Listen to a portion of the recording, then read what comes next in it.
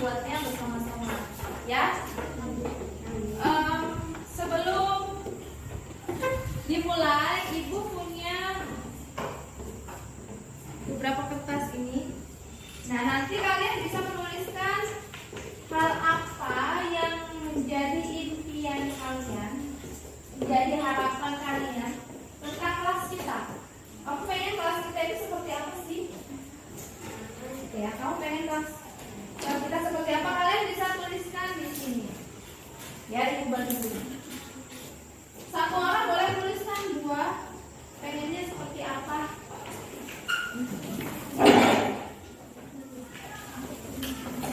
Ibu beri waktu 5 menit cukup ya? Oke.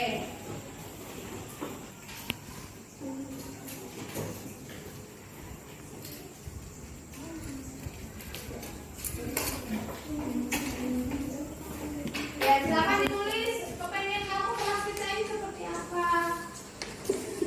Kamu pengennya kelas kita yang bagaimana? Kelas yang pengen kamu ciptakan nanti di semester 2.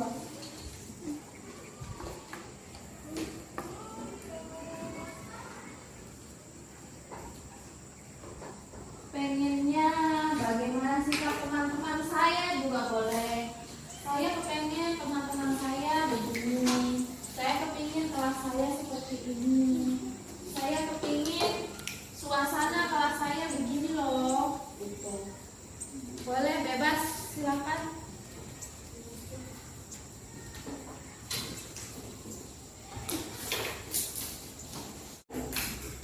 Oke, sudah selesai? Yang sudah selesai boleh ditempel nih. Jatuh.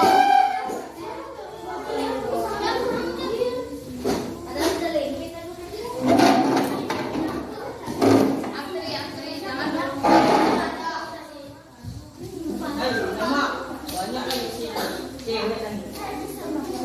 Baik, tadi sudah membuat harapan tentang kelas kita ke depan.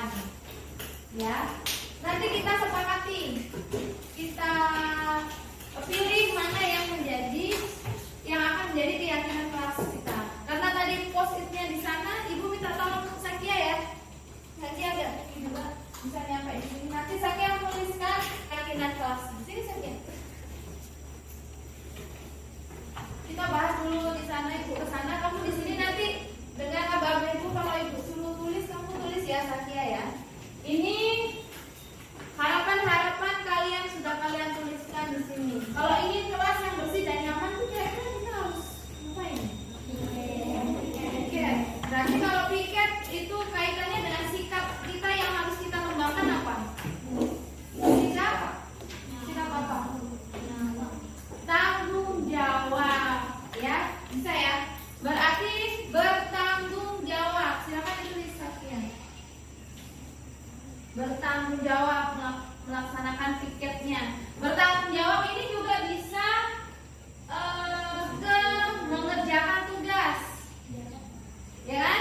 Mengumpulkan tugas tepat waktu itu juga masuk dalam keyakinan tanggung jawab. Kemudian di sini ada tidak boleh bertengkar, tidak boleh mengolok, tidak berkata kasar. Berarti ini berkaitan dengan apa kira-kira? Sikap kita harus bagaimana? Sopan dan santun, menghargai orang lain. Silakan ditulis Sakia. Yang kedua, menghargai orang lain. Jadi di sini orang lainnya teman kamu, guru, ataupun teman sebelah kelas, kakak kelas, adik kelas, ya. Jadi kamu tidak berkelahi, tidak molok. Biasanya perkelahian itu dimulai dari olok-olokan, ya kan? Nah, tidak berkata kasar itu menghargai orang lain, ya. Kemudian kalau pikir tadi masuk ke tanggung jawab, ya. Oke, selanjutnya kelas menjadi tentram dan nyaman. Kelasnya tentram dan nyaman. Ini bisa masuk di situ tadi ya, saling menghargai ya. Kalau kamu saling menghargai teman kamu, pasti kelas kamu bisa tentram dan nyaman. Tidak ada yang memanggil dengan nama orang tua, aja sama tadi ya, melaksanakan piket kelas, datang tepat waktu. Nah, kalau datang tepat waktu ini berkaitan dengan sikap apa? Sikap disiplin. Ya, disiplin. Ditulis Sakia, disiplin. Berdisiplin. Kalian memakai seragam juga sesuai dengan jadwal, itu juga disiplin. Memakai sepatu berwarna hitam, memakai kaos kaki berwarna putih kalau hari Senin sampai Kamis, hari Jumat Sabtu pakai kaos kaki warna hitam, itu juga disiplin, mematuhi peraturan yang sudah ada di sekolah. Oke, lanjut. Tidak ada yang bermain saat berdoa. Nah, berdoa ini berkaitan dengan sikap apa kalau sedang kita berdoa itu? Sikap apa? Ya, ini berkaitan dengan keyakinan kelas tentang keimanan dan ketakwaan kepada Tuhan. Bisa ditulis saja. Keimanan dan ketakwaan kepada Tuhan. Ini sama yang lainnya, tidak ada yang mengejek nama orang tua, sama ya. Terus tidak berkelahi, menghormati ketua kelas. Nah, menghormati ketua kelas masuk di saling menghormati tadi ya. Tidak nama orang tua disebut, kelas rapi itu tanggung jawab tadi. Menghormati teman, melaksanakan piket juga tanggung jawab, sama. Kemudian saya ingin kelasnya nyaman dan ingin kelasnya bersih. Tidak boleh berkelahi, sama ya. Tidak mengejek nama orang tua, sama. Tidak mengomong kasar. Selalu melaksanakan piket kelas, itu masuk di tanggung jawab. Yang ini ada lagi. Saya ingin kelas saya tenang dan aman. Itu masuk di tanggung jawab. Kemudian bersih dan nyaman, tertib dan teratur, ya masuk di disiplin. Saya ingin kelas ini bersih dan tidak ada sampah. Berkaitan dengan sikap tanggung jawab. Nyaman dan bersih tanggung jawab. Bersih, aman, tidak menyebut nama orang tua, sama ini ya. Kerjakan tugas dengan jujur, ini juga berkaitan dengan keimanan dan ketakwaan. Oke, sama. Berarti itu sudah ada berapa, Sakia? 4. Ada 4. Nah, sementara ini ada 4 keyakinan kelas yang sudah berhasil kita susun. Ya, keyakinan kelas ini kita bentuk, kita susun bersama-sama loh ya. Kamu yang menyusun, berarti kamu kira-kira dengan keyakinan kelas ini, kamu yakin nggak bisa melaksanakan? Nah, suaranya yakin nggak bisa melaksanakan? Yakin. Bisa dilaksanakan? Bisa. Itu kan keinginan kalian sendiri, ya kan? Berdasarkan dari keinginan hati kalian. Saya tuh pengennya seperti ini. Maka kita bentuklah keyakinan kelas bertanggung jawab, menghargai orang lain, disiplin, dan kita habis meningkatkan keimanan dan ketakwaan. Nah, sekarang ibu punya, terima kasih Sakia. Ibu punya kertas, kita buat keyakinan kelas yang sudah kita susun. Sementara ada 4, bu kok sedikit? Tidak apa-apa. Kita betul-betul lakukan dulu yang 4 ini, ya. Betul-betul kita lakukan yang 4. Harus benar-benar dilaksanakan. Nanti misalkan setelah kamu lakukan, ternyata ada lagi hal yang pengen ditambah, nanti kita bisa tambahkan, kita evaluasi lagi. Ya, tapi kita akan buat keyakinannya dalam bentuk tulisan-tulisan. Ibu bagi yang tidak masuk ada 3 orang, berarti ada 25 ya. Harusnya 15. Kalau ibu tambahkan 1 boleh nggak? Boleh. Tapi nanti disepakati dulu. Yang ibu tambahkan adalah sikap mandiri. Nah, mandiri, kamu bangun tidur tepat waktu sampai nggak terlambat, mengerjakan PR, itu juga mandiri dan tanggung jawab, berkaitan sih, berkaitan. Ya, tapi boleh kita tambahkan ya mandiri. Kamu bisa nggak kira-kira melaksanakannya nanti? Bisa. Oke, mandiri. Ibu tambahkan ya.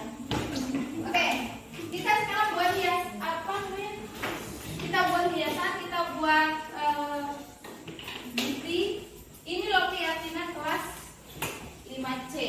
Nanti harus dilaksanakan. Kita tulis supaya nggak lupa. Ya, nanti kita pajang di tempat yang mudah dilihat. Oh, ini keyakinan kelas, jangan sampai saya salah. Yang itu karena sudah kita yakinin, ya kan? Kita sudah yakinin harus melaksanakan. Oke, ini bagi dulu kalian ke dalam 5 kelompok. Kita hitung 55 ya. 55. 1, 2, 3, 4, 5. 1, 2, 3, 4, 5. 1, 2, 3, 4, 5. Chandra. 1, 2, 3, 4, 5. Andra. 1, 2, 3, 4. Kalian bisa tuliskan. Halo. Kalian boleh tulis bertanggung jawab di kertas ini, boleh dihias sedemikian rupa. Silakan kelompok 1 mana? Kelompok 1 mana? Silakan. Bisa di sini, di sini. Atau kalian susun meja juga boleh. Kelompok 2, kelompok 2. Mau meja di bawah boleh, mau meja boleh. Kelompok 3, kelompok 4.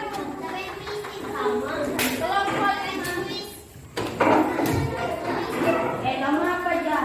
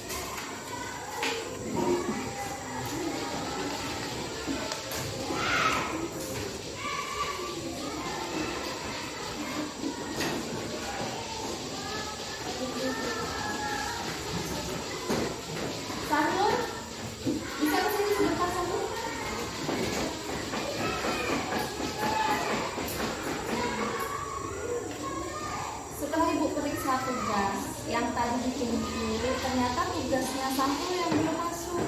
Apakah sampul belum kumpul ada di tas atau bagaimana?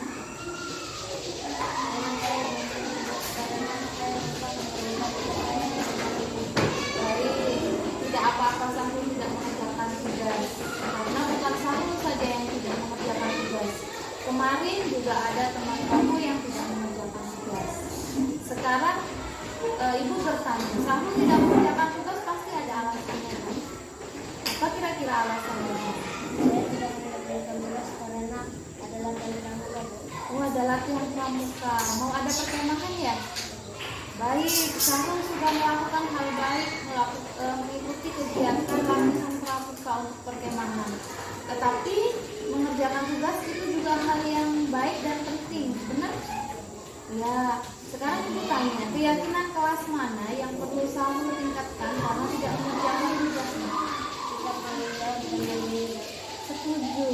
Sikap tanggung jawab dan mandiri itu penting tidak menurut Sarul?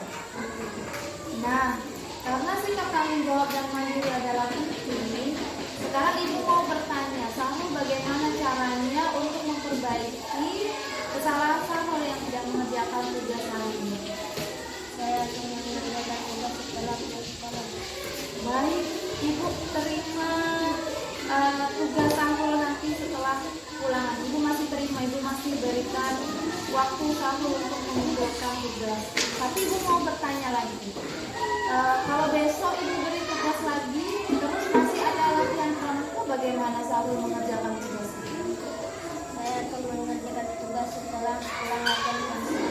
Oke, terima kasih. Berarti Sarul nanti bisa membagi waktu ya untuk latihan, untuk mengerjakan tugas, untuk belajar juga jangan lupa ya. Bisa ya? Oke, baik, ibu ucapkan terima kasih Sarul sudah bekerja sama, sudah mau memperbaiki kesalahan. Sekarang Sarul silakan duduk dan kembali mengikuti pembelajaran.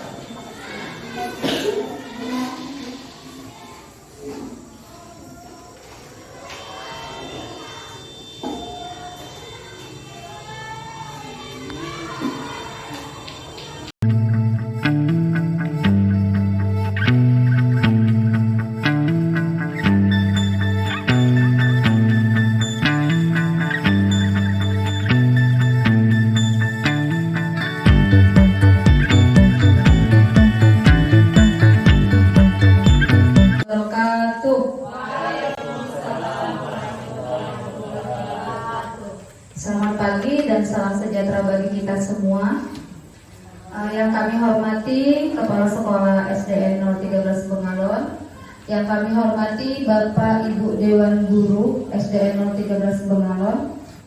Pertama-tama marilah kita panjatkan puji syukur kehadiran Allah Subhanahu wa Ta'ala. Dengan rahmatnya dan hidayahnya kita bisa berkumpul di ruangan ini dalam keadaan sehat walafiat dalam acara menyebarkan pemahaman dan pengalaman penerapan budaya positif yang akan disampaikan oleh dua narasumber kita. Baiklah, sebelum mulai acara ini saya akan membacakan susunan acara kita pada hari ini. Yang pertama pembukaan, yang kedua menyanyikan lagu Indonesia Raya, yang ketiga sambutan, yang keempat pembacaan doa, kelima pemaparan materi sekaligus diskusi dan tanya jawab, terakhir penutup. Baiklah, mari kita buka acara kita pada pagi hari ini dengan bacaan basmalah. Acara selanjutnya yaitu menyanyikan lagu Indonesia Raya yang akan dipandu oleh Bu Santi. Waduh Santi, kami persilakan. Hadirin saya harapkan berdiri.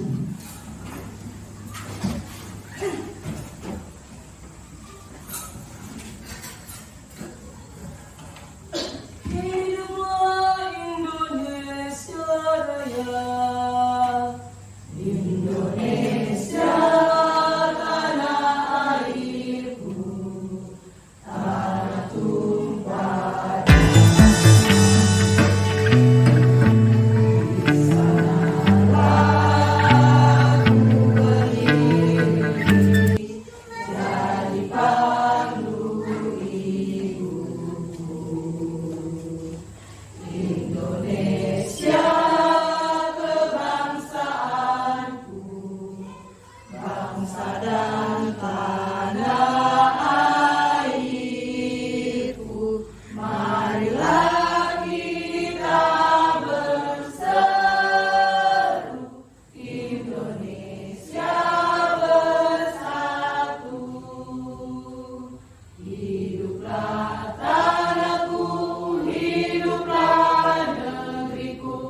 Bangsaku, rakyatku semua.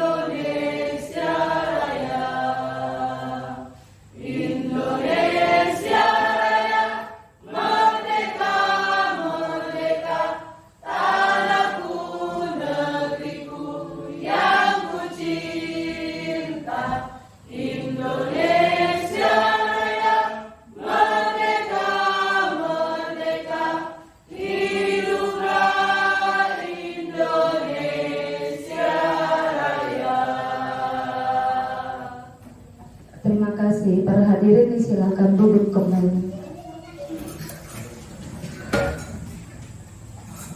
Acara selanjutnya yaitu sambutan yang akan disampaikan oleh Bapak Suwardi Samad SPD. Kepada Bapak, waktu dan tempat dipersilakan. Assalamualaikum warahmatullahi wabarakatuh.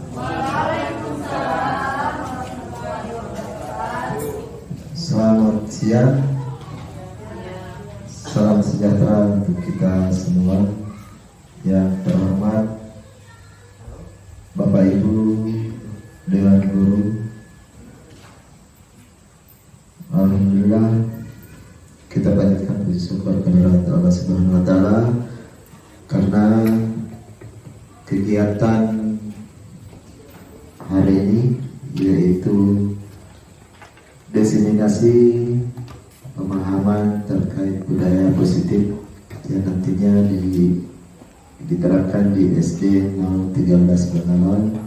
Insya Allah untuk kegiatan-kegiatan seperti ini kita terus kembangkan, dan terima kasih juga kepada Bu Lia, ya karena ada juga Fatma Santinya di belakang ini. Ya, Bu Lia dan Bu Selvi sebagai calon guru penggerak, dan insya Allah tanpa hambatan sampai selesai. Dan kegiatan ini merupakan yang pertama terkait aksi nyata pelaksanaan guru penggerak di 013, dan yang nyata sekali sudah ada dari Dinas Pendidikan melalui Kemdikbud ya, yaitu Smart TV yang bisa digunakan sebagai media pembelajaran. Sangat luar biasa sekali karena kemarin saya juga ikut menyaksikan teman-teman yang belajar di lab. Ya, saya kira gurunya senang, apalagi ya. Dan saya lihat kemarin tidak perlu lagi kita teriak-teriak menjelaskan karena sudah langsung dijelaskan ya. Ada pematerinya di dalam ya. Dan mudah-mudahan untuk kedepannya bisa bertambah lagi untuk media-media pembelajaran seperti itu, Smart TV. Dan ini yang pertama, kemudian mungkin ada lagi kegiatan nanti yang untuk modul 2 dan modul 3 ya. Jadi masih ada 2 kali. Dan dari pihak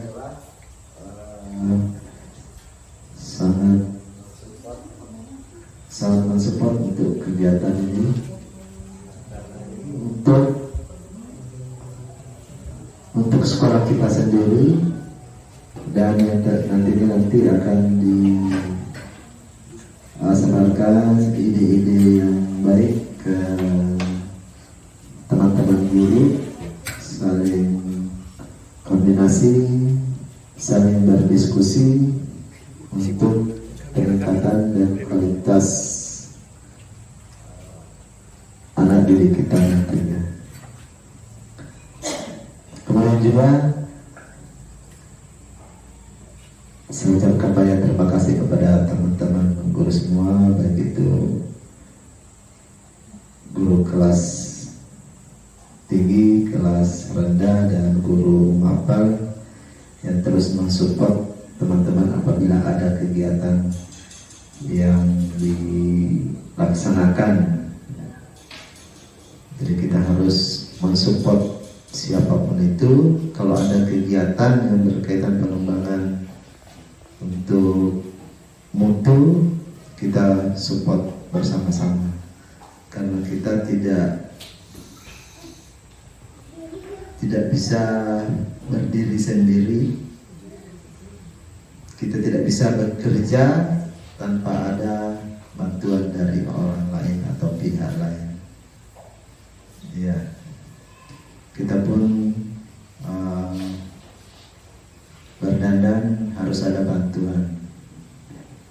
itu cermin atau dari orang lain. Dan mudah-mudahan kita juga menjadi guru sesuai dengan filosofi Ki Hajar Dewantara yang ketiga, apa itu ya? Ya. Ya, ngarso suntulodo, imadia, mengkarso dan tuturi handayani. Kalau tuturi handayani, apa artinya, Bu? Ya, memberikan dorongan, motivasi dari belakang ya. Ya, karena ini bahasa Jawa ya. Jadi mudah-mudahan kita memberikan hal yang positif untuk anak-anak kita, yang mana nih aksi-aksi nyatanya kita sudah lihat untuk secara umum, yaitu pada saat kita menjemput anak ya, yang kemarin sudah dilaksanakan, sudah 2 minggu makan bersama, kemudian di dalam kelas kesepakatan keyakinan kelas ya, kemudian yang diperbaharui lagi tentang pojok baca ya, pojok baca, dan mudah-mudahan nantinya itu berjalan sesuai dengan yang kita harapkan. Pun kalau ada kendala-kendala yang kita alami, mohon dikoordinasikan, disampaikan. Jadi tidak usah ditampung kalau ada permasalahan, langsung saja disampaikan. Saya juga tidak berlama-lama karena masih ada beberapa kegiatan, mungkin dari teman-teman yang lain juga. Mungkin kegiatan ini kurang lebih 30 sampai 60 menit ya Bu ya. Ya.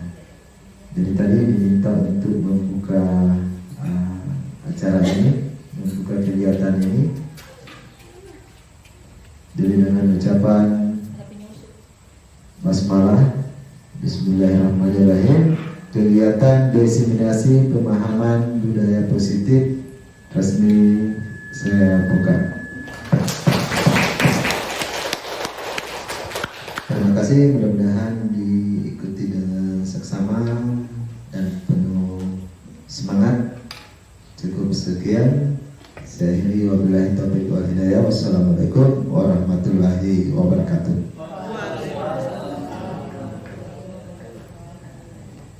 Kami sampaikan terima kasih kepada Bapak Suwardi Samad SPD atas sambutannya. Acara selanjutnya yaitu pembacaan doa yang akan dipimpin oleh Pak Sabran. Kepada Bapak, waktu dan tempat dipersilakan.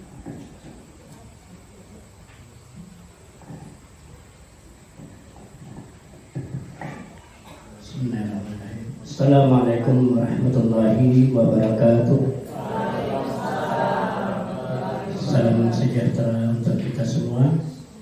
Bapak Ibu guru sekalian, untuk mengambil berkah acara kita pada hari ini, mudah-mudahan kiranya apa yang kita lakukan, apa yang kita kerjakan dan kita laksanakan, kiranya mendapat rahmat, mendapat ridha dan penuh keberkahan kepada kita semua dan kepada anak didik kita semua. Bagi yang non-muslim dipersilakan untuk berdoa menurut keyakinan masing-masing, dan bagi yang beragama Islam kita amali dengan bacaan Al-Quran Al-Fatihah. Alhamdulillahirabbil alamin arrahmanir rahim maliki yaumiddin iyyaka na'budu wa iyyaka nasta'in ihdinas siratal mustaqim siratal ladzina an'amta 'alaihim ghairil maghdubi 'alaihim waladdallin. Amin. Amin ya rabbal alamin. Bismillahirrahmanirrahim. Alhamdulillahirabbil alamin wassalatu wassalamu ala asyrafil anbiya الأنبياء والمرسلين سيدنا ومولانا محمد وعلى آله وصحبه وبارك وسلم أجمعين. اللهم اغفر لنا ذنوبنا ولوالدينا وارحمهم كما ربونا صغارا ولجميع المسلمين والمسلمات والمؤمنين والمؤمنات الأحياء منهم والأموات وتابع بيننا وبينهم بالخير نبي الرحمن وأنت خير الراحمين ولا حول ولا قوة إلا بالله العلي العظيم. اللهم صل وسلم على سيدنا محمد صلاة تنجينا بها من الأمر والآفات وتعطينا بها جميع الحاجات وتطهرنا بها من جميع السيئات وترفعنا بها إنك للدرجات وتبلغنا بأحسن الآيات من جميع الخيرات في الحياة وبعد الممات. اللهم إنا نسألك سلامة في ديننا وعافية في جسدنا وزيادة في علمنا وبركة في رزقنا وتوبة قبل الموت ورحمة الموت ومغفرة بعد الموت. اللهم أعن علينا في سكرة الموت والنجاة من النار وعافنا الحساب. ربنا هب لنا من أزواجنا وذريتنا قرة أعين للمتقين إماما. ربنا آتنا في الدنيا حسنة وفي الآخرة حسنة وقنا عذاب النار. وصلى الله على سيدنا محمد وعلى آله وصحبه وسلم. سبحان ربك رب العزة عما يصفون وسلام على المرسلين والحمد لله رب العالمين. السلام عليكم ورحمة الله wabarakatuh. Terima kasih diucapkan kepada Pak Sabra atas doanya bersama-sama. Semoga acara pada hari ini akan berjalan dengan lancar. Acara selanjutnya yaitu masuk ke acara inti, yaitu pemaparan materi oleh Bu Selvi dan Bu Lia, sekaligus diskusi dan tanya jawab kelas tinggi akan dipandu oleh Bu Lia dan kelas bawah akan dipandu oleh Bu Selvi. Kita pindah tempat. Bismillahirrahmanirrahim. Assalamualaikum warahmatullahi wabarakatuh. Waalaikumsalam warahmatullahi wabarakatuh. Semangat pagi. Nah, gimana kabarnya Bapak Ibu? Baik. Saya siap yang mengikuti penyebaran pemahaman dan pengalaman menerapkan budaya positif yang sudah kami terapkan. Baik, selamat datang para guru hebat. Kita belajar bersama, berkolaborasi, saling mendukung demi mewujudkan disiplin positif di sekolah kita tercinta.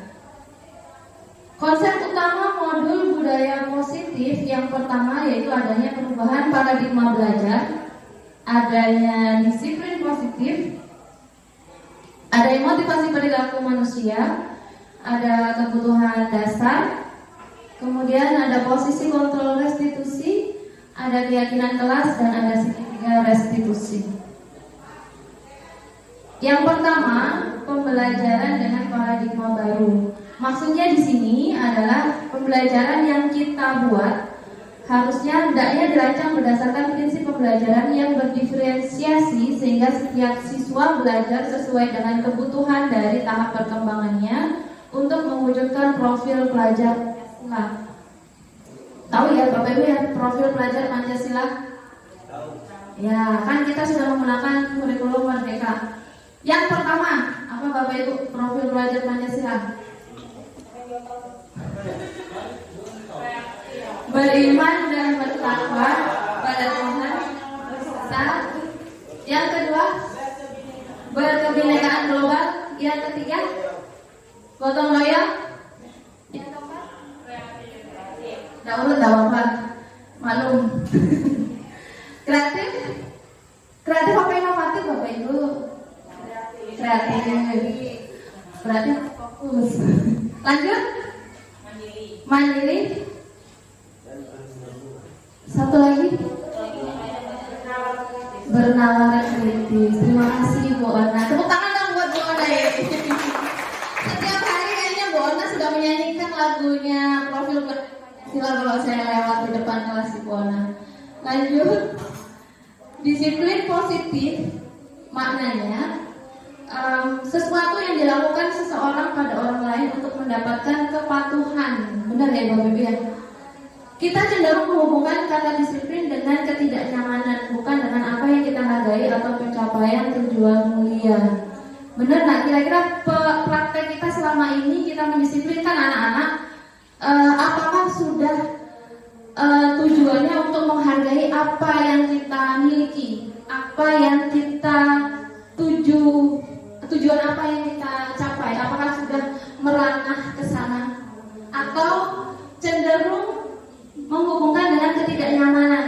Anak-anak, misalkan ada peraturan, kita membuat peraturan, pasti anak-anak mengikuti peraturan karena terpaksa, tidak ingin dihukum, ya kan? Nah, ini nanti kita akan mengubah mindset kita menjadi disiplin ini supaya anak-anak belajar menghargai apa yang mereka miliki, menghargai dirinya sendiri, sehingga dia bisa mengikuti peraturan dari dalam dirinya. Jadi tidak karena terpaksa, tidak karena tidak ingin dihukum dan sebagainya. Berikutnya, sebagai pendidik tujuan kita adalah menciptakan anak-anak yang memiliki disiplin diri, ya, itu tadi yang saya tekankan, sehingga mereka berperilaku dengan mengacu pada nilai-nilai kebajikan universal dan memiliki motivasi intrinsik bukan ekstrinsik. Nah, intrinsik ini yang motivasi dari dalam diri tadi. Jadi kalau ekstrinsik motivasinya dari luar, misalkan tidak ingin dihukum, supaya mendapat hadiah, supaya disayang sama guru, kan ada seperti itu ya. Kemudian disiplin positif merupakan salah satu cara penerapan disiplin yang bertujuan untuk menumbuhkan kesadaran serta memberdayakan anak untuk melakukan sesuatu tanpa gokan, tanpa ancaman, dan tanpa hukuman. Coba mungkin Bapak Ibu, saya sendiri pasti pernah melakukan hukuman kepada anak-anak. Bapak Ibu pernah nggak? Pernah, pasti pernah. Nah, itu nanti kita akan ubah lagi mindset kita selama ini, bahwa hukuman itu ternyata mungkin dampaknya hanya pada saat itu. Besoknya ternyata dia masih ngulang lagi. Dan akhirnya kita marahnya setiap hari. Benar nggak Bapak Ibu? Ya, marah terus. Kalau saya capek mau marah terus. Nah, kemudian ada materi kebutuhan dasar manusia. Ini juga dikaitkan dengan perilaku siswa. Kenapa sih kok perilaku siswa ini cenderung melanggar peraturan? Ternyata ada kebutuhan dasarnya yang belum terpenuhi. Nah, ini nanti kita sebagai pendidik diharapkan bisa menelaah kebutuhan apa sih anak ini yang belum terpenuhi kok sampai menyimpang, melakukan perilaku menyimpang, misalkan melanggar aturan yang sudah kita buat. Nah, yang pertama, kebutuhan dasar manusia adalah untuk bertahan hidup. Ini insya Allah sudah terpenuhi ya, karena anak-anak kita di rumah masing-masing sudah disiapkan keperluan hidupnya oleh orang tua atau walinya. Kemudian yang kedua, ada kebutuhan kasih sayang dan rasa diterima. Nah, ini kalau pengalaman saya, ini paling banyak siswa saya yang mengalami perilaku menyimpang ini karena kebutuhan kasih sayang ini yang masih kurang. Kenapa? Karena mungkin ada orang tuanya broken gitu ya, maaf, kedua orang tuanya berpisah, atau dia tinggal sama neneknya, atau orang tuanya sibuk, sama seperti saya yang saya alami sekali pada anak saya. Dan kemudian ada juga rasa diterima ini bisa terjadi di rumah, bisa juga di sekolah. Misalnya di sekolah dia merasa tidak dianggap oleh teman-temannya. Gimana Bapak Ibu rasanya kalau tidak dianggap, kan? Pasti sedih, sakit. Sakit. Nah, ini kebutuhan dasarnya. Kemudian yang ketiga, ada kebutuhan dasar penguasaan. Nah, ini mungkin terjadi pada anak-anak yang suka kelahi, suka ngancam pada teman-temannya. Kan dia pengen ada rasa ingin menguasai di kelas itu. Ada rasa perasaan kuasa, ada rasa kuasa di dalam dirinya. Kemudian yang keempat ada kebebasan. Kebebasan ini contohnya dia pengennya belajar ini sesuai dengan apa yang dia bisa. Nah, misalnya anak ini kok kenapa nggak mau menggambar, misalkan gambar, kalau disuruh PR ada tugas menggambar dia nggak mau, nggak ngerjakan tugas misalnya. Nah, ternyata ada kebutuhan kebebasan yang belum dia peroleh. Karena saya lo nggak bisa gambar, Bu, kenapa saya disuruh menggambar? Nah, misalnya seperti itu. Kemudian kebutuhan yang kelima adalah kesenangan. Kesenangan ini setiap anak pasti butuh ya. Kita aja sebagai orang tua pasti butuh juga kesenangan. Benar nggak Bapak Ibu? Kebutuhan kesenangan bervariasi, bisa bermain. Kalau anak-anak pasti bermain. Butuh juga main HP. Nah ini tadi berkaitan kita sebagai pendidik. Posisi kita sebagai pendidik adalah menuntun anak kita bagaimana bisa menggunakan HP secara bijak. Nanti Bapak Ibu pasti sudah tahu lah bagaimana penggunaannya. Nah, tetap kita kasih mereka kebutuhan kesenangannya, tapi ada batasnya. Seperti itu ya. Nggak mungkin kan kita mau senang-senang terus. Bahkan ada pepatah bersakit-sakit dahulu, berenang-renang kemudian, bersakit-sakit dahulu, bersenang-senang kemudian. Nah, kan senang-senangnya belakangan. Gak mungkin senang-senang terus. Kalau senang-senang terus, nanti takutnya belakangannya sakit-sakitan ya. Iya, senang dulu, sakitnya belakangan. Kemudian materi berikutnya tentang motivasi perilaku manusia. Nah ini, motivasi adalah dorongan yang timbul pada diri seseorang secara sadar atau tidak sadar untuk melakukan sesuatu tindakan dengan tujuan tertentu. Yang pertama, motivasi perilaku manusia adalah menghindari ketidaknyamanan atau hukuman. Ini yang sering terjadi pada siswa kita selama ini ya. Mereka melakukan disiplin diri karena takut dihukum. Ini merupakan motivasi ekstrinsik. Ya. Kemudian motivasi berikutnya ingin mendapat imbalan atau penghargaan dari orang lain. Di sini murid melakukan disiplin karena ia ingin mendapatkan imbalan atau mendapat penghargaan, pengen disayang sama gurunya. Saya patuhi peraturan, biasa disayang sama guru saya. Nah seperti itu. Ini juga merupakan motivasi ekstrinsik.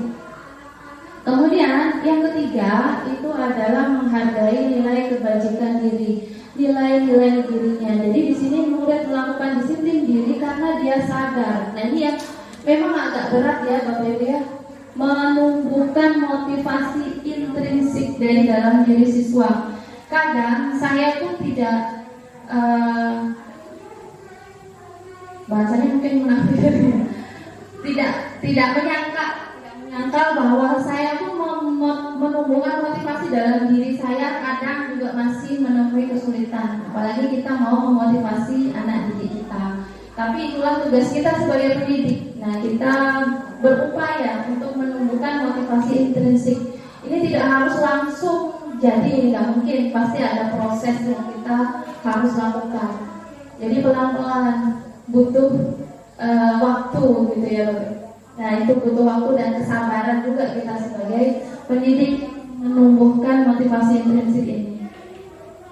Kemudian ada konsep disiplin dengan identitas gagal. Nah, kemudian ini hukuman yang sering kita lakukan selama ini. Ternyata hukuman itu menyakit. Bapak Ibu mungkin dulu pernah dihukum waktu sekolah dulu. Pernah ya? Hukuman sering. Perlu dipertanyakan nanti kebutuhan apa Pak Rusman yang belum terpenuhi. Nah, ternyata hukuman itu menyakitkan, membuat anak-anak tidak nyaman, dan muridnya menjadi takut. Kemudian hukuman ini bersifat memaksa, dan murid akhirnya terpacu untuk menyembunyikan kesalahannya dia, dan murid menjadi rendah diri. Nah, kadang juga ada juga yang sudah sampai bebal gitu ya. Karena ini tadi sudah kayak terbiasa gitu anaknya. Kemudian, penghargaan. Pernahkah kita memberikan penghargaan kepada anak didik kita? Pernah ya. Misalkan siapa yang bisa menjawab soal ini nanti Ibu kasih hadiah. Nah, ini saya juga pernah ini Bapak Ibu ya, saya juga pernah melakukannya. Nah, ternyata penghargaan ini tidak efektif, merusak hubungan atau sifat. Misalnya, saya kasih hadiah sama si A. Nah, yang teman yang lainnya ternyata enak betul itu si A dapat hadiah, walaupun dia sudah melakukan kegiatan yang bisa mendapatkan penghargaan itu. Jadi tidak bisa dipungkiri kan, pasti ada yang iri seperti itu. Kemudian penghargaan bisa mematikan kreativitas karena hanya mendapatkan, dia terpacu ingin mendapatkan penghargaan aja, jadi rasa kreativitasnya kurang. Nah, kemudian menghukum dengan sistem ranking kemarin di KF, bahkan kemarin kita di semester 1 sudah tidak kita berlakukan lagi ya Bapak Ibu ya. Walaupun sebenarnya kemarin kurikulum 2013 juga sudah kita laksanakan sebenarnya. Nah, ini kasihan anak-anak yang nanti ini si A dapat ranking 1, si B dapat ranking 2, si C ranking 3. Yang tidak ranking kasihan. Pasti dia merasa rendah diri tadi. Kemudian merampas hak untuk menghargai dirinya. Kalau kita memberikan penghargaan bisa merampas hak siswa untuk dia menghargai dirinya sendiri, karena kita yang memberikan penghargaan bukan dia. Ya, seperti itu Bapak Ibu. Kemudian bagaimana konsep disiplin dengan identitas sukses? Kalau itu tadi kita mendisiplinkan dengan ternyata memberi efek kurang berhasil atau kegagalan gitu ya. Nah, kemudian konsep disiplin dengan identitas sukses.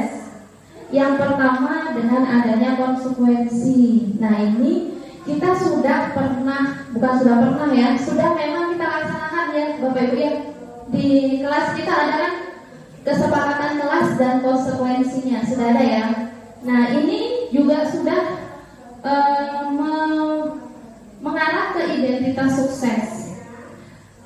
Tetapi ada kelemahannya. Yang pertama, konsekuensi ini pengaruhnya ternyata hanya berjangka.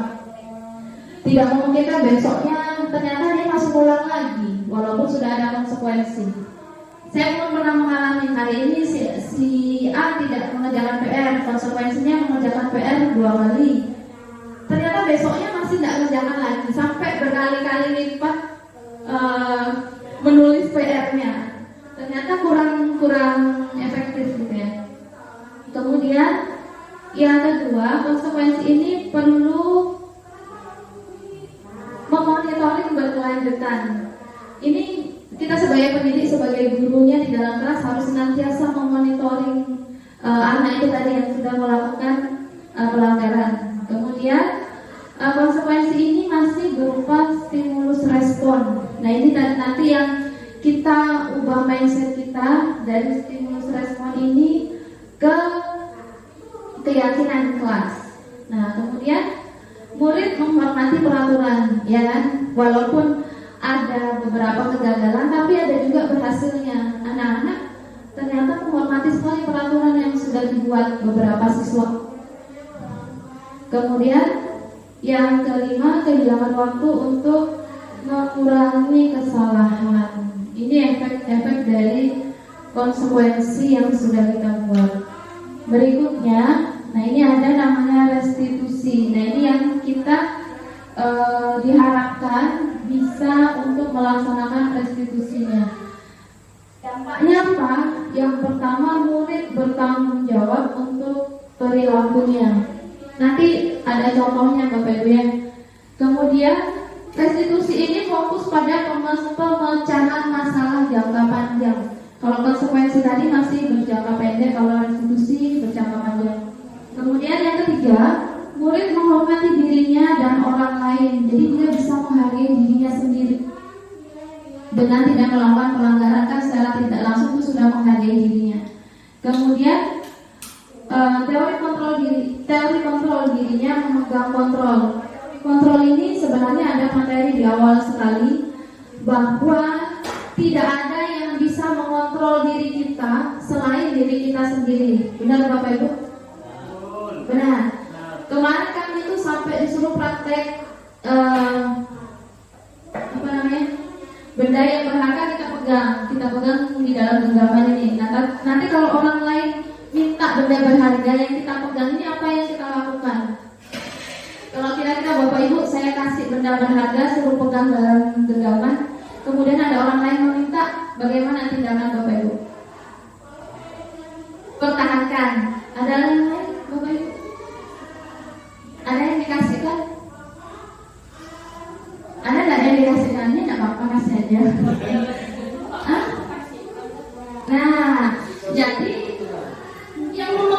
posisi kontrol ini kan diri kita sendiri, kita mau kasih, ya saya yang memang mau kasih. Kalau saya mau pertahankan, memang saya mau pertahankan karena ini berharga sekali buat saya. Nah kemarin pada waktu itu saya mempraktekkan bersama suami saya. Kebenaran. Ketika saya diminta, saya nggak mau kasih. Tetapi ketika suami saya minta, dia kasih. Berharga. Jadi saya tanya alasannya, kenapa kok dikasih? Nggak mau kan kamu istriku bilang ya. Ya itu berharga ini tidak apa-apa kan, ini berharga apa sih yang nggak aku kasih kamu? Jadi sosmed gitu ya. Itu cerita pengalaman. Jadi memang diri kita yang bisa mengontrol diri kita sendiri, tidak karena pengaruh orang lain. Begitu juga anak didik kita, Bapak Ibu ya. Pada dasarnya yang bisa mengontrol diri anak didik adalah dirinya sendiri. Oleh karena itu kita tadi ditekankan untuk bisa menumbuhkan motivasi intrinsik dari siswa. Nah, kemudian yang kelima, restitusi ini membuat murid bersemangat untuk memperbaiki kesalahannya. Nanti ada contohnya Bapak Ibu ya, bagaimana pelaksanaan restitusi. Nah, ini konsep disiplin pendekatan restitusi, sebuah cara untuk menanamkan disiplin positif pada murid. Restitusi adalah proses menciptakan kondisi bagi murid untuk memperbaiki kesalahan mereka, sehingga mereka bisa kembali pada kelompok mereka dengan karakter yang lebih kuat. Ini menurut Gosen pada tahun 2004, dikutip dari bukunya beliau. Jadi dengan adanya restitusi ini kita anak ini misalkan melakukan kesalahan.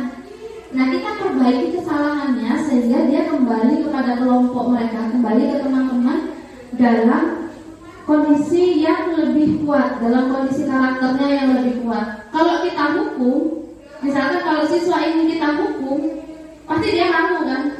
Ketika mereka anaknya kembali ke kelas atau kembali ke teman-teman mereka, ada rasa malu dong, harus dihukum. Harus dihukum. Kenapa kamu tadi dihukum? Pasti ada rasa seperti itu, ada rasa rendah diri. Nah, tapi kalau dengan restitusi ini, kita mengembalikan mereka dengan karakter yang kuat. Jadi tidak apa-apa melakukan kesalahan asal dia mau memperbaiki kesalahan dan tidak mengulanginya di kemudian hari. Ciri-ciri restitusi bagaimana? Yang pertama, bukan untuk menebus kesalahan seperti yang ada di kesepakatan kelas tadi. Kalau kesepakatan ada konsekuensi yang harus ditebuskan untuk memperbaiki kesalahannya. Tetapi di sini kalau restitusi bukan menebus kesalahan, tetapi belajar dari kesalahan. Yang kedua, memperbaiki hubungan. Jadi hubungan kita sama siswa kan akhirnya juga enak, nggak marah, walaupun sebenarnya marah gitu, Bapak Ibu ya. Saya kemarin waktu praktek itu gitu kan, kalau anak-anak melakukan kesalahan, kemarin ada memang siswa saya tidak mengerjakan PR. Rasanya itu sesuatu ya, emosi mulai naik gitu ya. Tapi ingat lagi restitusi, tahan, ditanya kenapa kok nggak mengerjakan PR-nya. Nah, nanti distabilkan dulu anaknya bahwa tindakannya salah apa benar. Nanti ada contohnya Bapak Ibu. Kemudian, itu membuat restitusi itu membuat hubungan kita bersama siswa menjadi lebih baik. Nggak cari marah, benci kali ibu sama kamu. Ada nggak Bu? Ada ya. Benci sekali kita sama anak-anaknya, kita jengkel karena dia melakukan kesalahan terus-menerus. Kemudian restitusi ini menawarkan, bukan memaksa. Kalau konsekuensi kan sifatnya memaksa. Ada hal yang harus dia tebus karena melakukan kesalahan. Nah, kalau restitusi menawarkan apa yang bisa kamu lakukan untuk memperbaiki kesalahan yang sudah kamu buat, seperti itu. Kemudian restitusi menuntut untuk melihat dalam dirinya sendiri. Nanti siswa kita ajak, kenapa sih kok kamu melakukan hal ini?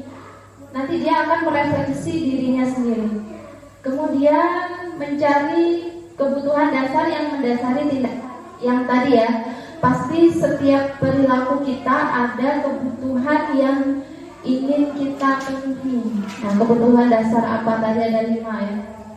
Kemudian ciri-ciri restitusi berikutnya fokus pada karakter bukan tindakan. Jadi kita membentuk karakter anak yang bertanggung jawab, yang mandiri, dan seterusnya, bukan tindakannya.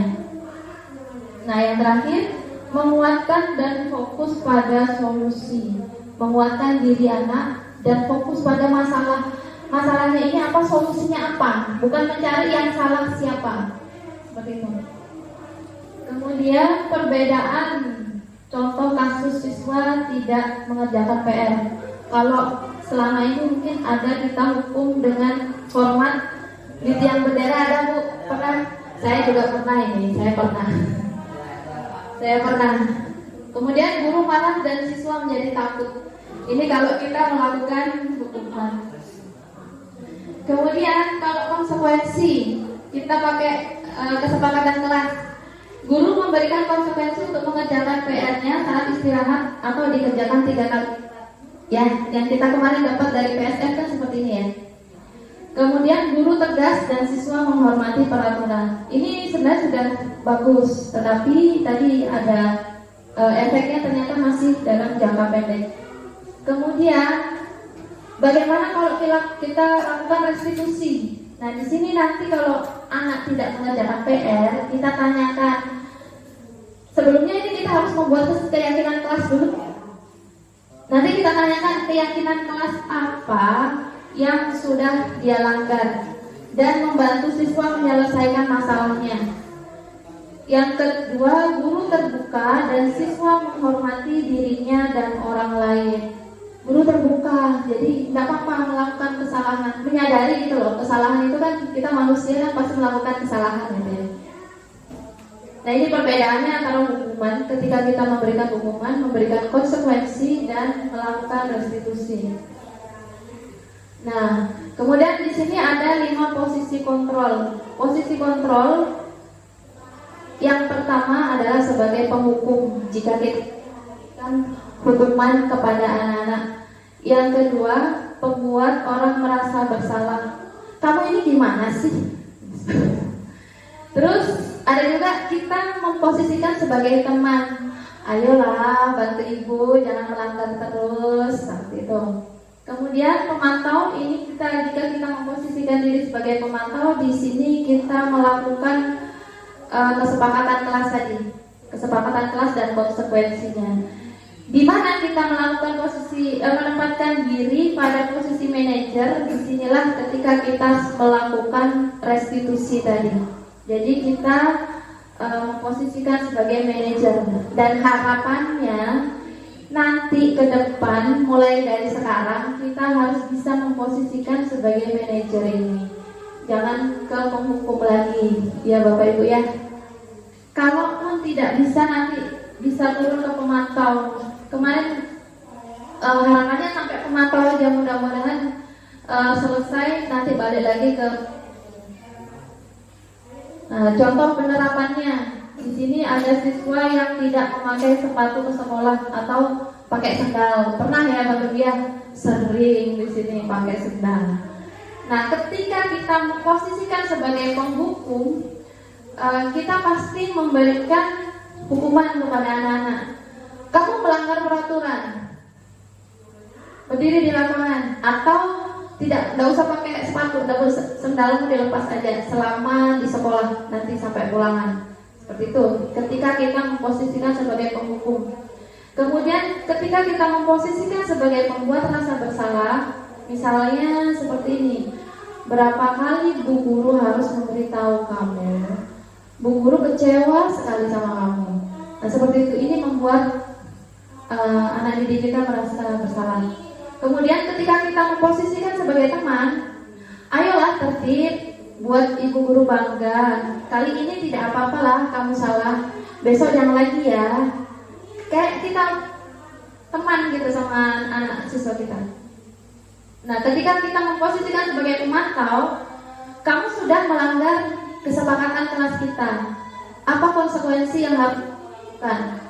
Ya kan seperti ini ya kemarin ya. Kita alhamdulillah sudah bisa memposisikan sebagai pemantau, walaupun kita pernah juga ke sini, pernah ke sini, pernah ke sini. Nah, harapannya ke posisi manajer. Jadi kita harus bisa memposisikan diri kita sebagai manajer. Apakah kamu tahu kesalahanmu? Kira-kira bagaimana kamu akan memperbaiki kesalahan itu? Nah, seperti itu nanti dia akan berpikir bagaimana caranya dia supaya bisa memperbaiki kesalahan yang sudah dia buat. Kalau dia mentok nggak bisa, kita bisa pancing, kita bisa bantu. Bagaimana kira-kira? Kemudian ada keyakinan kelas. Nah, tadi kita kan diharapkan sebagai memposisikan diri sebagai manajer. Nah, ketika kita memposisikan diri sebagai manajer, kita membuat namanya keyakinan kelas.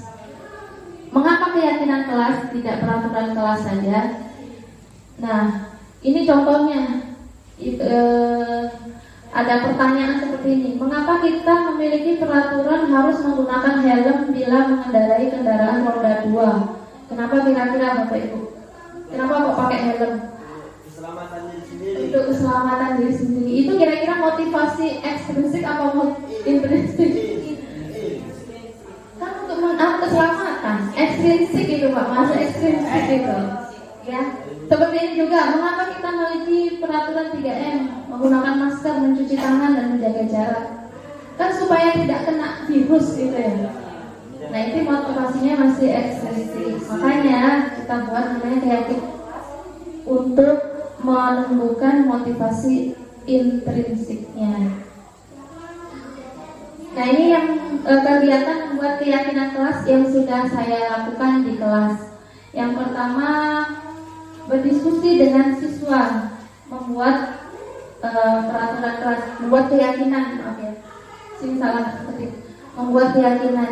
Kita bisa bertanya kepada anak-anak, kalian pengen kelas yang seperti apa sih? Suasana belajar seperti apa yang kalian impikan, kalian harapkan? Nanti anak-anak menulis, bisa kita bagikan post-it, ya, merumuskan peraturan menjadi keyakinan. Nanti anak-anak akan masing-masing menuliskan harapannya dia.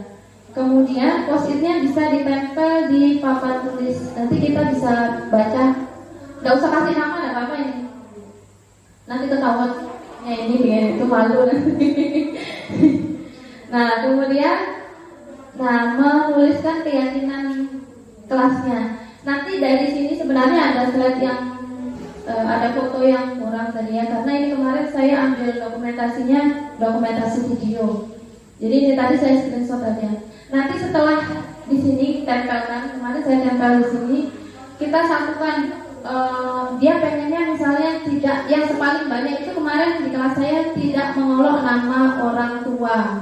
Nah, karena ini sering terjadi, jadi itu benar-benar dari dalam dirinya anak-anak saya itu nggak pengen dipanggil dengan nama orang tua siswa. Nah, berarti kalau tidak mau dipanggil dengan nama orang tua siswa, nilai kebajikannya apa kira-kira Bapak Ibu ya? Saling menghargai, saling menghormati. Nah, itu bisa jadi satu rumusan keyakinan kelas. Nanti kita kembalikan ke anak-anak. Oh, berarti kalau tidak ingin dipanggil nama orang tua, berarti keyakinan kelas kita apa? Anak-anak menjawab itu nanti. Menjawab mengarahnya kemana? Nanti kita setujui kita sepakati dengan anak-anak, setuju nggak ini menjadi keyakinan kelas kita? Kalian bisa melaksanakan apa tidak? Seperti itu. Nanti kalau sudah disetujui, berarti cetak satu keyakinan kelas yang pertama, menghargai dan menghormati, saling menghargai dan menghormati. Berikutnya ada lagi, misalkan Bu piket, melaksanakan piket, ada yang kemarin tidak piket, jadi itu nanti arahnya ke tanggung jawab. Nah, jadi ada lagi keyakinan yang kedua, tanggung jawab. Nah, kemarin setelah saya membuat ini, ternyata ada kegiatan elaborasi ya, elaborasi pemahaman. Ada contoh keyakinan kelas. Keyakinan kelasnya itu bisa dibuat menjadi kalimat sederhana yang mudah diingat. Misalnya tadi bertanggung jawab. Saya adalah siswa yang bertanggung jawab. Nah, bertanggung jawabnya dikasih tulisan yang beda. ya tebal. Misalnya kalau diketik bisa ditebalkan seperti itu. Misalnya terus ada disiplin. Saya adalah siswa yang disiplin. Seperti itu. Itu contoh keyakinan kelasnya. Berikutnya, nah saya kalau sudah disepakati, ini anak-anak saya ajak membuat bias seperti dulu ya, membuat menghias kelas gitu ya. Anak-anak saya ajak ini membuat tulisannya, kemudian ditempel di papan yang mudah dibaca, mudah dilihat. Nah, ini yang keyakinan kelas yang sudah jadi. Yang di kelas saya di sini ada beriman dan bertakwa, disiplin, bertanggung jawab, menghargai, dan mandiri. Ini kemarin saya buat sebelum ada kegiatan elaborasi. Ternyata setelah kegiatan elaborasi ada pemahaman, ternyata harusnya dibuat contoh, maaf ya, ada contoh yang lebih mengena gitu ya. Kalau menurut saya lebih mengena dengan adanya kalimat sederhana tadi. Saya adalah siswa yang beriman dan bertakwa. Jangan seperti itu. Nah, ini tadi keyakinan kelas yang ada di kelas saya. Nanti di kelas Bapak Ibu bisa bervariasi tergantung dari harapan dan impian anak-anak didik di kelas Bapak Ibu. Pengennya dia seperti apa? Biar guru mapel juga bisa membuat. Kamu pengennya kayak apa nanti ketika kita belajar olahraga atau kita belajar agama? Kamu pengennya seperti apa? Pengen belajarnya dalam suasana yang seperti bagaimana? Bisa. Bagaimana membentukkan keyakinan kelas? Tadi sebenarnya sudah saya jelaskan ya. Nah, ini keyakinan kelas lebih abstrak daripada peraturan, kan lebih luas tadi ya. Disiplin kan banyak itu. Bisa mau dengan PR, bisa tiket itu kan juga disiplin, datang tepat waktu itu juga disiplin ya. Jadi dia lebih abstrak dan masih berupa pernyataan universal, masih umum. Kemudian dibuat dalam bentuk positif tadi ya, ternyata bisa dibuat kalimat yang baik. Kemarin kita membuat keyakinan kelas ada juga kalimatnya yang positif, bukan kalimat negatif. Tidak terlambat sekolah kan tidak begitu, datang tepat waktu seperti itu. Cuma di sini keyakinan kelasnya kita buat yang lebih universal. Nah, di sini ada juga sedikit saja agar mudah diingat, karena kalau kita kebanyakan takutnya target kita tidak tercapai. Ya Bapak Ibu ya. Jadi tidak apa-apa, apa dulu yang mau dicapai, yang mana dulu. Tadi di kelas saya 5. Nanti kalau sudah tercapai, bisa kita buat keyakinan lagi, ditambahin. Oh ini sudah. Kemudian sesuai dengan kondisi kelas dan sekolah agar mudah diterapkan. Oke, tadi yang saya bilang kelas saya belum tentu sama dengan kelasnya Bapak Ibu semuanya. Dan semua warga kelas atau sekolah dilibatkan dalam membuat. Nah, ini nanti keyakinan kelas bisa juga berkembang ke keyakinan sekolah. Keyakinan sekolah seperti peraturan itu ya, berarti diperbarui. Itu tapi harus melibatkan semua warga sekolah. Nah, kemudian ada materi berikutnya, ada segitiga restitusi, di mana yang pertama menstabilkan identitas. Mananya kita semua akan melakukan hal terbaik yang kita lakukan. Kita melakukan tindakan, melakukan sesuatu pasti kan itu baik menurut kita. Ya kan Bapak Ibu ya? Ya Pak. Ya. Pasti ada hal. Kenapa sih kok kita melakukan itu? Itu namanya menstabilkan identitas. Jadi tidak ada salahnya juga kita melakukan kesalahan, wajar seperti itu ya. Itu namanya menstabilkan identitas. Oh, tidak apa-apa melakukan kesalahan. Karena bukan kita aja yang melakukan kesalahan, semua orang juga pasti melakukan kesalahan. Berikutnya ada validasi tindakan yang salah. Semua perilaku memiliki alasan. Jadi misalkan siswa kita melakukan pelanggaran, pasti juga ada alasannya. Nah, di situ kita sebagai pendidik diharapkan mampu mencari alasannya apa. Jangan langsung marah, walaupun saya juga pernah begitu. Nah, kemudian menaikkan keyakinan. Tadi keyakinan kelasnya kan sudah dibuat. Ketika ada siswa kita yang melakukan pelanggaran, kita tanya, keyakinan kelas mana yang sudah kamu langgar? Atau keyakinan kelas mana yang masih kamu perlu tingkatkan. Seperti itu. Ya? Oh ya, silahkan Ibu Rahma. Sedikit lagi ya Bapak Ibu ya. Berikutnya, nah ini contoh penerapan segitiga restitusinya. Ini yang sudah saya lakukan di kelas saya.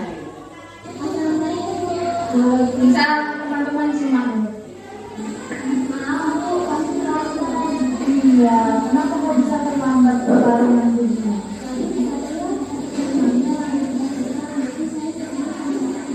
Baik, terus saya kenapa bisa terlambat?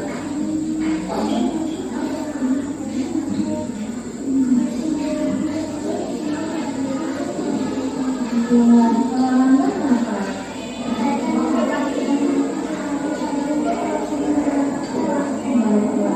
Sekarang itu katanya sama Nanda. Keyakinan kelas apa yang udah kalian lakukan?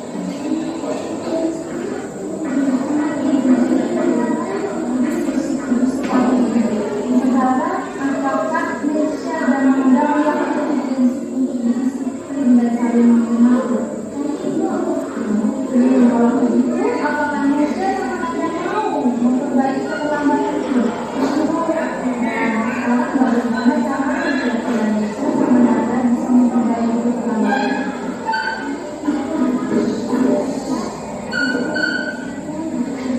Nah ini kalau Nanda,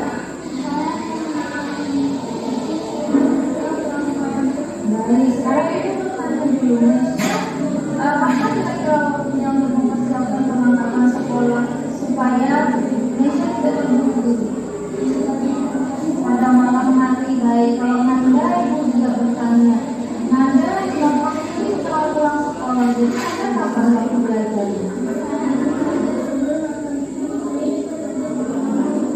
Mantap. Jadi Ibu mau bertanya lagi, kira-kira kapan Nesya akan memulai mempersiapkan pengembangannya pada malam hari? Hari ini. Kalau Nanda kapan mau nonton TV-nya pulang sekolah?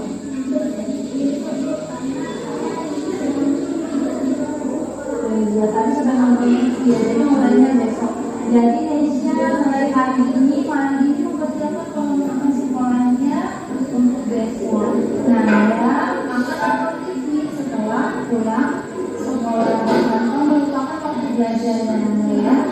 Baik, Ibu ucapkan terima kasih kepada Nesya dan Nanda sudah bekerja sama. Sekarang kalian boleh belajar.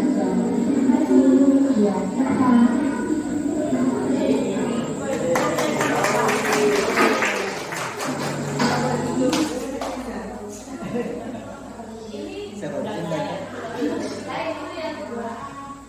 jadi kira-kira kebutuhan dasar apa ya Bapak Ibu yang kira-kira yang belum dipenuhi si anak ini tadi? Apa mas? Itu keyakinan kelasnya disiplin sama menghargai tadi. Kebutuhannya apa kira-kira kok sampai mereka melakukan terlambat atau sampai terlambat? Yang ini tadi dia bukunya ketinggalan karena buru-buru, belum disiapkan, buru-buru akhirnya ketinggalan, balik lagi. Yang ini nonton akhirnya lupa, ternyata sudah waktunya sekolah karena kelas kami masuk siang. Kira-kira kebutuhan apa Bapak Ibu ya yang belum dipenuhi yang siang ini?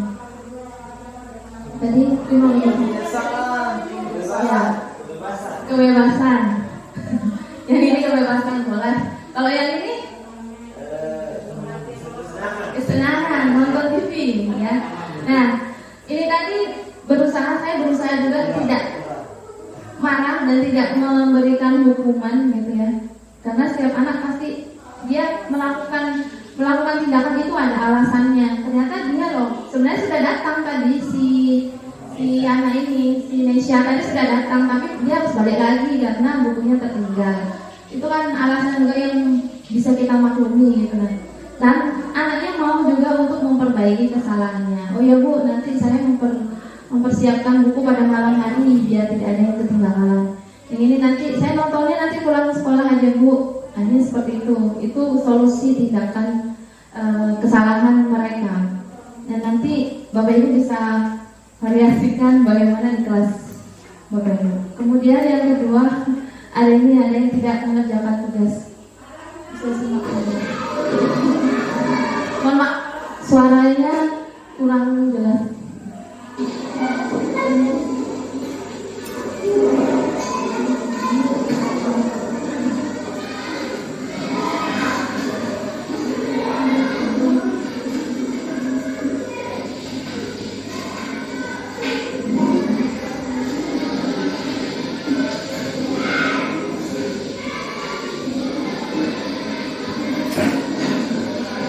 Ini ada salah satu siswa saya tidak mengumpulkan tugas.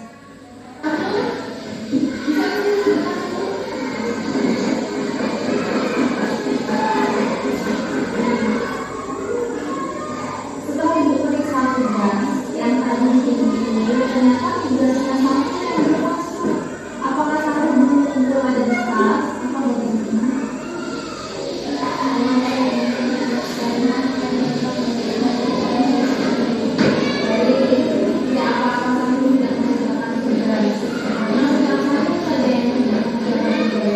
Kemarin juga ada teman-teman yang tidak mengumpulkan tugas. Sekarang ibu bertanya, aku tidak mengumpulkan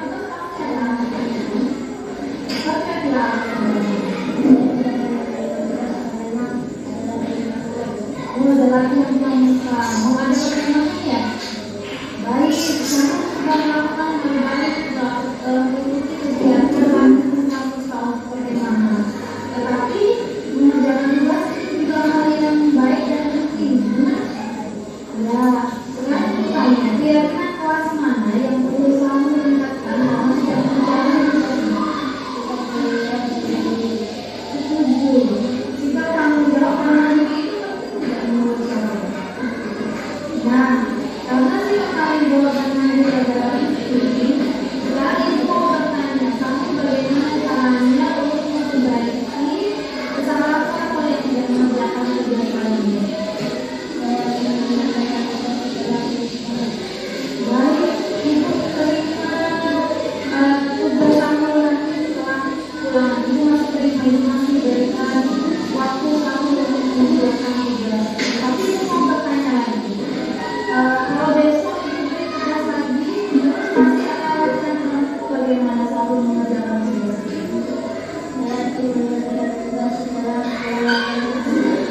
Oke, terima kasih. Berarti kamu nanti bisa membagi waktu ya untuk latihan, untuk mengerjakan tugas, untuk belajar dengan saya.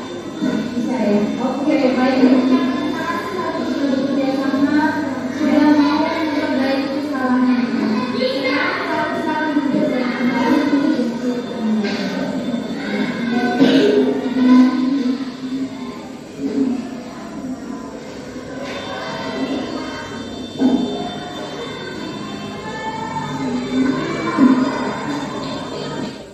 baik Bapak Ibu, tadi contoh kasus yang kedua, ada siswa saya tidak mengerjakan tugas dan akhirnya saya tanyai, tadi ada menstabilkan anak ya, kenapa sih kok kamu tidak melakukan tugas?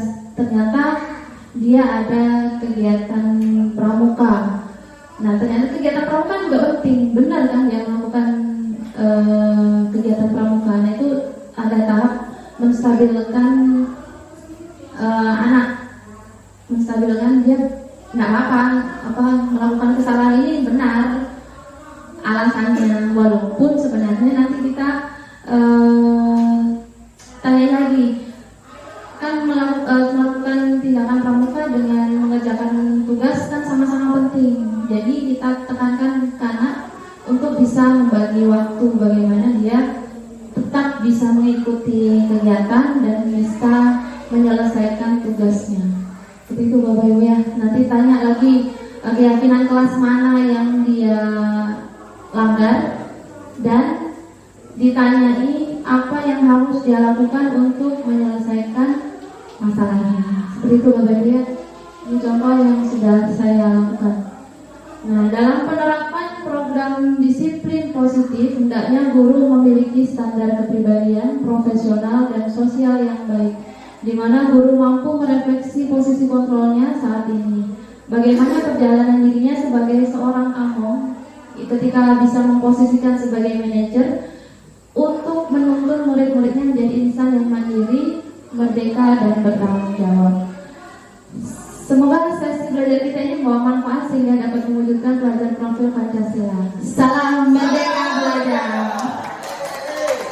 Terima kasih Bapak Ibu.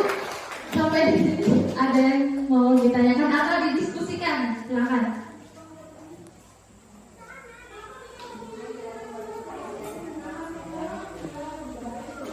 Bisa juga Bu berdiskusi di luar dari forum ini, sambil di bawah pohon, ya kan bisa. Bisa. Nanti kita berkolaborasi, bisa itu berkolaborasi sama-sama guru kelasnya. Oh ya, misalkan nanti suatu saat besok atau berikutnya Bapak Ibu menemui kendala, bisa kita sharing dan berdiskusi seperti itu ya. Ya, terima kasih. Ada lagi Bapak Ibu? Iya Pak Alfred, silakan. Bisa dikirim anunya. Misalnya kita membuat kegiatan kelas, kita bisa lihat lagi yang Ya, baik Pak, bisa. Aman. Ya, bisa. Ada lagi Bapak Ibu? nomor dasar ini sudah dijelaskan. Ya ada misalnya karena kebutuhan dasar bukan cuma sekolah, ada juga di rumah. Karena kemarin juga dijelaskan pengaruh kebutuhan dasar di rumah yang menjadikan dampak di sekolah. Ya maksudnya kan banyak ada anak terbawa pengaruh daripada rumah sehingga terbawa ke sekolah. Yang saya tanyakan tadi jangan misalnya dari perkataan anak kan bukan cuma dari rumah, dari teman lingkungan yang memiliki kata-kata yang Kalau menurut saya itu koordinasi lagi kita dengan orang tua, karena kita kan nggak tahu siswa kita di luar sekolah seperti apa, dan di rumah seperti apa. Kita cari latar belakangnya, kita perlu cari kebutuhan apa yang perlu dia penuhi. Kemudian kita perlu berkoordinasi dan bekerja sama orang tua di situ, karena nggak mungkin kata di sini di sekolah sudah baik, di sekolah di rumah kan waktunya paling banyak tuh. Waktunya di rumah lebih banyak daripada di sekolah, jadi nggak ngefek nanti kalau kita lakukan hanya di sekolah saja. Memang kita perlu kolaborasi dengan orang tua siswa, begitu Pak. Terus apa ada yang kurang? Mau dicoba? Mantap, terima kasih sekali Bu Cipi. Berarti siap praktek ya Bapak Ibu ya? Siap, mantap sekali. Notik jaya. Baik, berarti kalau tidak ada lagi, saya akhiri sampai di sini ya Bapak Ibu ya. Berarti tunggu materinya.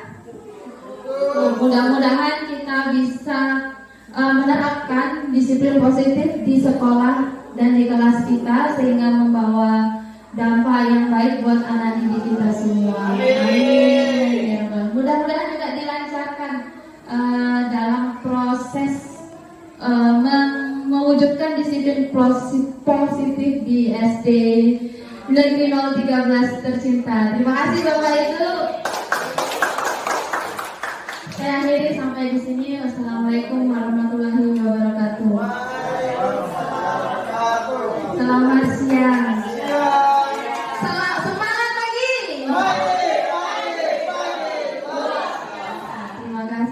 Terima kasih pemaparan dan diskusi yang luar biasa sehingga kita bisa mendapatkan banyak bekal untuk diaplikasikan ke dalam kelas dan sekolah ini. Sebelum mengakhiri acara ini, saya mengucapkan banyak terima kasih kepada narasumber serta para peserta yang telah menyimak dari awal sampai akhir acara ini. Saya sebagai pembawa acara memohon maaf bila ada salah kata dalam penyampaian. Saya akhiri, wabillahi taufiq wal hidayah. Wassalamualaikum warahmatullahi wabarakatuh.